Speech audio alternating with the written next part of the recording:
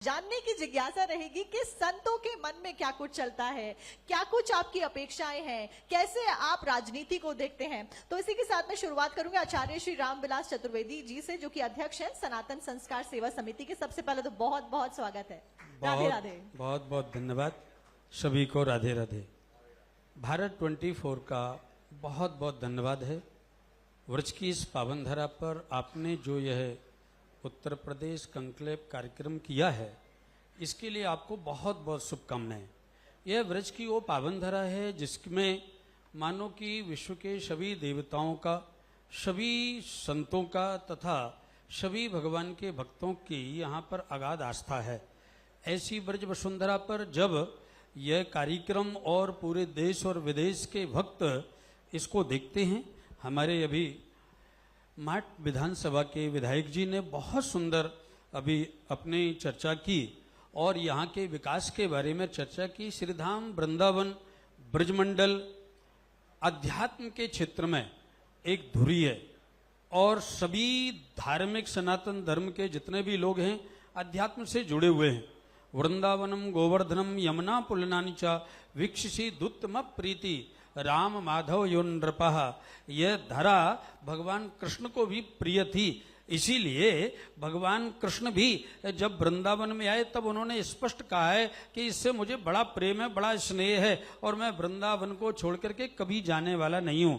इस धरा पर आज जो भक्तों का आगमन हो रहा है, मैं तो ये कहूंगा, आप जो बीच में भीड़ शब्द बोल रहे थे, यह भीड़ नहीं है, यह भक्तों की आस्था का एक सैलाब है और यहाँ पर भक्तों का आगमन हो रहा है। यहाँ पर पर्यटक जो हैं वो पर्यटक बहुत कम हैं। यहाँ पर वास्तव में भक्त आ रहे हैं और भक्त अपने आराध्य से मिलने के लिए आ रहे हैं। जनसंख्या का वृद्धि हो रही है, ये सत्य है, लेकिन जनसंख्या के साथ में आज भक्तों के अंदर आस्था की वृद्धि हो रही है। युवा पीढ़ी जितनी भी आज अध्यात्म से जुड़ करके अपने आप को आनंदित कर रही है, अपने बौद्धिक विकास को कर रही है, सांस्कृतिक विकास को कर रही है, उसके साथ साथ में युवा पीढ़ी के अंदर एक और विशेषता है, क्योंकि धर्म व्यक्ति के अंदर समता की शिक्षा प्रदान करता है। धर्म व्यक्ति के अंदर एकता की शिक्षा को प्रदान करता है। अध्यात्म व्यक्ति के जीवन में अति आवश्यक है, क्योंकि अगर अध्यात्म है तभी व्यक्ति अपना पूरी तरह से विकास कर सकता है। आज के समय पर शिक्षा सभी जगह प्राप्त हो सकती है, लेकिन शिक्षा के साथ में ज्ञान की परम आवश्यकता है। जो व्यक्ति अनुभविक ज्ञान से संपन्न है वह अपने जीवन का संपूर्ण विकास करके और निश्चित ही कार्य कर सकता है। तो आपने यह कार्यक्रम किया, इसके लिए बहुत बहुत धन्यवाद। आचार्य जी, इससे पहले मैं आगे बढ़ूं और आगे इस चर्चा को बढ़ाऊं, हमारे बीच में मिस्टर एसपी सिंह बघेल जी मौजूद है। बहुत बहुत स्वागत है और मैं चाहूंगी जोरदार तालियों के साथ में सभी उनका स्वागत करें। Thank you so much for coming sir. और इस बीच क्योंकि सत्यानंद महाराज जी भी लगातार हमारे साथ में बने हुए हैं, मैं जानने की जिज्ञासा रखूंगी आपसे कि संत समाज क्या कुछ सोचता है। जो कुछ राजनीति में हलचल होती है, जो कुछ राजनीति में हो रहा है, इस वक्त सरकारों का गठन हो रहा है, तीसरी बार प्रधानमंत्री नरेंद्र मोदी पीएम पद की ओथ लेते हैं, इस सब को लेकर संत समाज के मन में क्या कुछ चलता है? सबसे पहले मैं साक्षी जी आपकी समस्त टीम को बहुत बहुत श्रीधाम वृंदावन में आगमन पर बधाई देता हूं। एक बार तालियां हमारे सभी श्रोता बजाएंगे सभी टीम के लिए तो बहुत अच्छा लगेगा। आपने बहुत अच्छा प्रश्न किया है। मैं स्पष्ट कर देना चाहता हूं कि जब जब धर्म की हानि कब होती है, जब समाज और राजनेता या राजगद्दियों पर बैठे हुए व्यक्ति जब संतों का अनादर करना प्रारंभ कर देते हैं और स्वेच्छाचारी हो जाते हैं। क्योंकि अंकुश होना आपने जंगल में भी देखा है, जीवों पर एक जीव के ऊपर एक जीव का निर्माण परमात्मा ने इसलिए किया था और उन सब की जंगल की सुरक्षा और रक्षा के लिए जैसे सिंह का निर्माण किया था, वो एक व्यवस्था थी। आज राजनीति इसलिए हमारी अंकुशहीन हो रही है क्योंकि जो राजनेता स्वार्थ पर जाकर के, जैसे हमारे अभी आदरणीय विधायक जी ने और हमारे भदौरिया जी ने 2 बिंदु रखे थे कि 8,500 रुपए का लोभ देकर के जब मतदाताओं को भ्रमित किया गया, तो राज सत्ता आप लोभ देव करके जीती तो जा सकती है, लेकिन सत्य सनातन की अगर सत्ता है तो आदरणीय आप मोदी जी के रूप में दे सकते हैं, क्योंकि सबसे बड़ी पीड़ा उन्हें अयोध्या के हारने से हुई। इसमें कहीं न कहीं समीक्षाएं चल रही हैं और संत समाज सदैव आदिकाल से लेकर आज तक सत्ता के अधीन अपना आशीर्वाद देता रहा है और मैं आगे भी अपेक्षा करता हूं कि संत समाज सदैव आशीर्वाद देता रहेगा। लेकिन कुछ मूलभूत व्यवस्थाएं हैं, जैसे आप विपक्ष को देख रहे हैं, विपक्ष को ऐसा लग रहा है जैसे आज हमें न जाने क्या प्राप्त हो गया है। मैं आपकी मीडिया के और चैनल के माध्यम से बड़े सहर्षता में कहना चाहता हूं एक संत के नाते से कि तत्काल आदरणीय मोदी जी ऐसी विधर्मी मानसिकताओं के साथ उसी प्रकार से उद्दंडता से आए जैसे एक मां अपने पुत्र के भले के लिए, उसके कल्याण के लिए पेश आती है। क्योंकि इनको इन्हीं की भाषा में जवाब नहीं दिया जाएगा तो ये बार बार 5 साल तक सत्ता चलाने में ये व्यवधान उत्पन्न करेंगे। और इनके सारे के सारे जो व्यक्ति व्यवधान उत्पन्न करे, जैसे मुझे बड़ा आश्चर्य ये हुआ कि राम के देश में रावण जीत सकता है। मुझे आश्चर्य ये हुआ कि आज इस संत समागम के और सत्य सनातन के लोगों के साथ साथ आतंकवादी सदन में जा सकते हैं।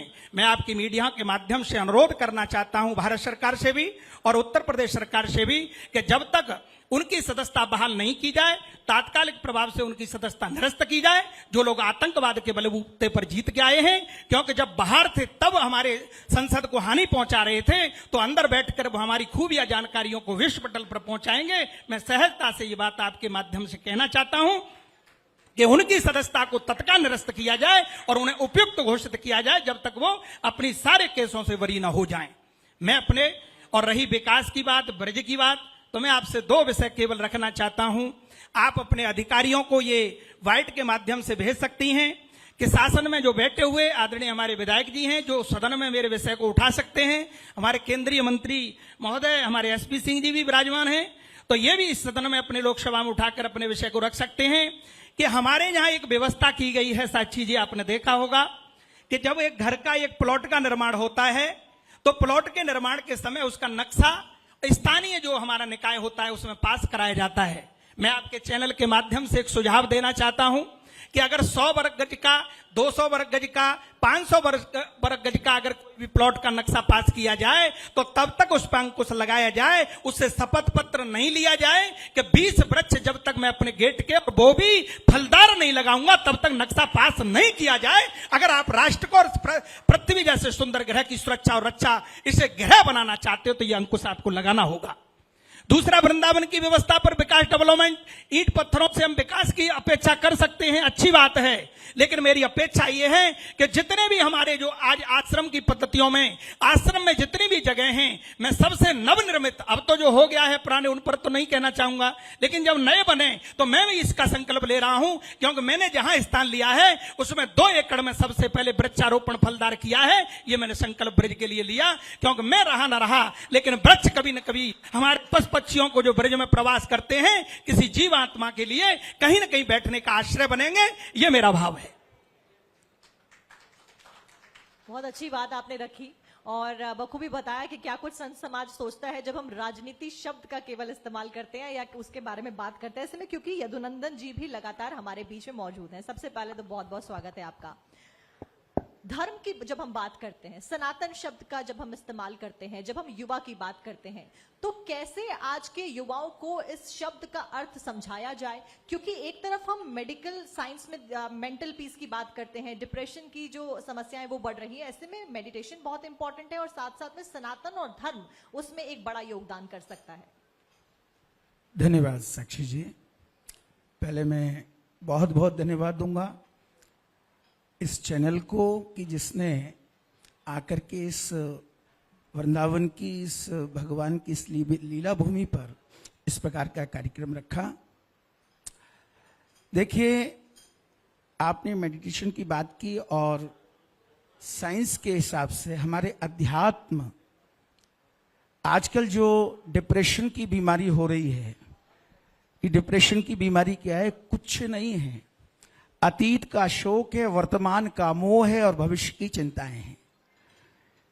ये तीनों टेंस बनाती हैं और जब ये टेंशन देती हैं तो डिप्रेशन होता है और ये अध्यात्म के द्वारा इसे सहज में ही मुक्त कराया जा सकता है। अध्यात्म का बहुत बड़ा हमारी इस युवा पीढ़ी के ऊपर में आज हम देखते हैं, ये सारी युवा पीढ़ी आज भौतिकवादिता की ओर अग्रसर हो रही है। और जहां आज हम वृंदावन में भी देख रहे हैं कि सबसे ज्यादा जो आ रहे हैं श्रद्धालु के रूप में कहो चाहे भक्त के रूप में कहो, ये युवा पीढ़ी ही आ रही है वृंदावन में, और यहाँ अध्यात्म का सहारा लेकर के उनको बहुत अच्छे से एक शांति मिलती है, दिमाग को बहुत ही एक पीसफुल वो महसूस करते हैं। इसलिए अध्यात्म का युवा पीढ़ी के ऊपर में बहुत बड़ा असर हो रहा है। अध्यात्म का युवा पीढ़ी के ऊपर बहुत असर हो रहा है। इसमें एक और सवाल रहेगा, जब हम समाज में हो रहे विकास के बारे में बात करते हैं, खासतौर पर जब हम मथुरा की बात करते हैं, तो आप क्या चाहते हैं, संत समाज क्या चाहता है कि मथुरा में किस तरीके से विकास हो आगे और भी ज्यादा, ताकि ज्यादा से ज्यादा जो श्रद्धालु हैं वो यहाँ पर आए? देखिए, अभी पूर्व वक्ताओं को मैंने बहुत अच्छे से सुना, हमारे विधायक जी जो बोल रहे थे, कौन नहीं जानता कि कृष्ण का जन्म या अवतार इस मथुरा में नहीं हुआ है।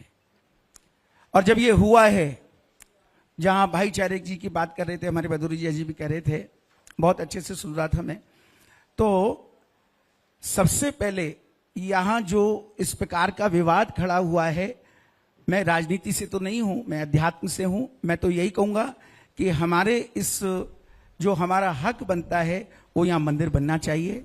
विकास की रह गई बात, आज हम देख रहे हैं कि पूरे वृंदावन में एक समय हुआ करता था कि इस वृंदावन में चारों ओर वृक्षावलियां होती थीं।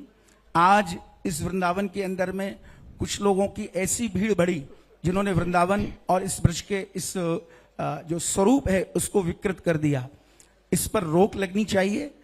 और यहाँ का जो पुरातत्व, जो भगवान की जहाँ घनी वृक्षावलियां होती थीं, अभी अभी हमारे सत्यमित्रानंद जी जो कह रहे थे, मुझे बहुत अच्छी इनकी बात लगी कि मैं रहूं या ना रहूं, लेकिन ये वृक्ष रहेंगे, और जब ये वृक्ष रहेंगे और इसके नीचे जब जीव रहेगा वो कितनी शांति पाएगा। और ये विकास का यहाँ ब्रज में तो केवल एक ही मतलब है कि यहाँ घनी वृक्षावलियां होनी चाहिए। यमुना, जिस यमुना के लिए भगवान के समय की तीन ही वस्तु रही हैं जो आज भी प्रत्यक्ष रूप से हैं, एक यमुना है, एक गोवर्धन में गोवर्धन जी हैं, श्रीनाथ जी हैं, और वृंदावन की रज।